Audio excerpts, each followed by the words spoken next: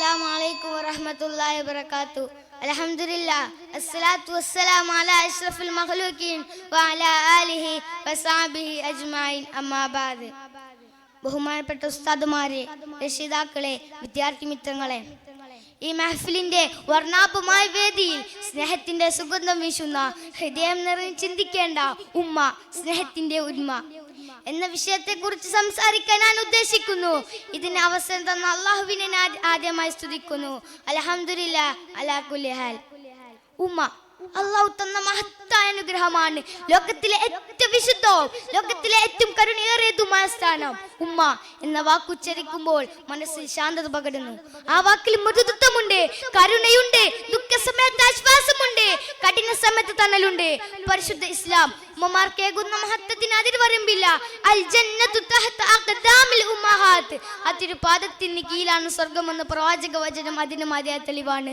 മാത്രമല്ല, ഒരിക്കൽ ഏറ്റവും കൂടുതൽ കടമയും കടപ്പാടും ആരോട് വേണമെന്ന സ്വഹാബത്തിന്റെ ചോദ്യത്തിന് ആദ്യ 3 പ്രാവശ്യവും നിന്റെ ഉമ്മയോട്, നിന്റെ ഉമ്മയോട്, നിന്റെ ഉമ്മയോട് എന്നാണ് മുത്തുനബി സല്ലല്ലാഹു അലൈഹി വസല്ലം പറഞ്ഞത്. അത്രത്തോളം അവരോട് നാം കടപ്പെട്ടിരിക്കുന്നു. 10 മാസം നമ്മെ ചുമന്ന ദിനങ്ങൾ, പ്രസവത്തിന്റെ നൊമ്പര നിമിഷങ്ങൾ, ശേഷമുള്ള ക്ലേശകരമായ സന്ദർഭങ്ങൾ, അവരുടെ ക്ഷമയെ നമുക്ക് കളക്കാനാകുമോ? ഇല്ലേ, ഇല്ല. അതുകൊണ്ട് തന്നെയാണ് അല്ലാഹു തആല എനിക്ക് നിങ്ങൾ നന്ദി അർപ്പിക്കുക എന്ന് പഠിപ്പിച്ച ശേഷം നിങ്ങളെ മാതാപിതാക്കൾ കൂടി നന്ദി ചെയ്യണമെന്ന് പഠിപ്പിച്ചത്. മാത്രമല്ല, പരിശുദ്ധമാക്കപ്പെട്ട ഖുർആനിൽ അല്ലാഹു തആല നമ്മോട് പറയുന്നു, ബിസ്മില്ലാഹിർ റഹ്മാനിർ റഹീം, ഫലാ തഖുൽ ലഹുമാ ഹുഫിൻ വലാ തൻഹർഹുമാ വഖുൽ ലഹുമാ ഖൗലൻ കരീമാ. നിങ്ങളെ മാതാപിതാക്കളോട് കയർക്കരുത്, ചേർന്ന വാക്കു പോലും പറയരുത്, അവരോട് വളരെ മാന്യമായി മാത്രം സംസാരിക്കുക എന്നാണ് അല്ലാഹു തആല നമ്മോട് പറയുന്നത്.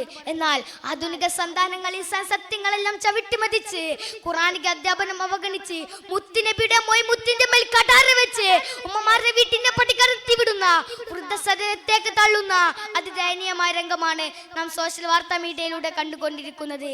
കേവലം സ്വത്തിനും പണത്തിനു വേണ്ടി ഉമ്മമാരെ ആക്രമിക്കുന്ന കാഴ്ചകൾ, കൊന്നു തള്ളുന്ന കാഴ്ചകൾ, ധാർമ്മികത നശിച്ചുകൊണ്ടിരിക്കുന്ന നാം മോഡയുഗത്തിൽ മാതാപിതാക്കളുടെ കടമകളും മനുഷ്യ പാടെ മറന്നുകൊണ്ടിരിക്കുകയാണ്.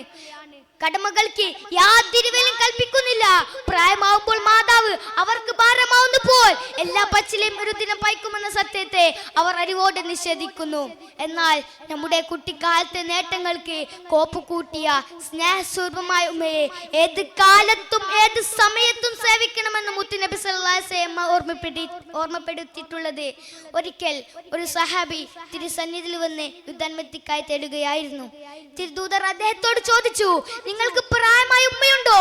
അതെ എന്ന് പറഞ്ഞപ്പോൾ തിരുദൂതർ അദ്ദേഹത്തോട് പറഞ്ഞു, എന്നാൽ അവരെ പരിചരിക്കുക, അതാണ് യുദ്ധത്തെക്കാൾ മഹനീയം. നോക്കൂ, ഉമ്മമാരെ പരിചരിക്കേണ്ടേ ആവശ്യകതയെ തിരുദൂതർ അടിയാളപ്പെടുത്തിയത്.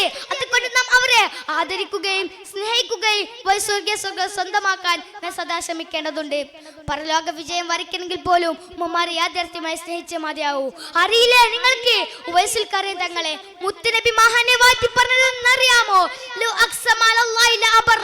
അതെ, അല്ലാഹുവിനെ സത്യമാക്കി അവർ എന്ത് പറഞ്ഞോ അതേപടി റബ്ബ് നിറവേറ്റി കൊടുക്കുമെന്നാണ്. ഈ വചനം ഉൾക്കൊണ്ട ഉമർ തങ്ങൾ പോലും മഹാനെ തിരിഞ്ഞു പിടിച്ച് പ്രാർത്ഥനയ്ക്ക് അഭ്യർത്ഥിക്കുകയുണ്ടായി. ആരാണ് ഉമർ തങ്ങൾ? ഉമർ വാലിൽ പ്രവേശിച്ചാൽ ശൈത്താൻ ആ വാലിൽ പ്രവേശിക്കില്ല എന്നാണ് മുത്തുനബി സല്ലല്ലാഹു അലൈഹി വസല്ലം അത് ഓതിയത്. ആ ഉമർ തങ്ങളാണ് ഉവൈസുൽ ഖറീൻ തങ്ങളോട് പ്രാർത്ഥനയ്ക്ക് അഭ്യർത്ഥിച്ചത്. ഈ മഹോന്നത പദവി മഹാൻ കരസ്ഥമാക്കിയ കാരണം വൃദ്ധയായ മാതാവിനെ സ്നേഹിച്ചും തൃപ്തി സമ്പാദിച്ചു കൊണ്ട് തന്നെയായിരുന്നു.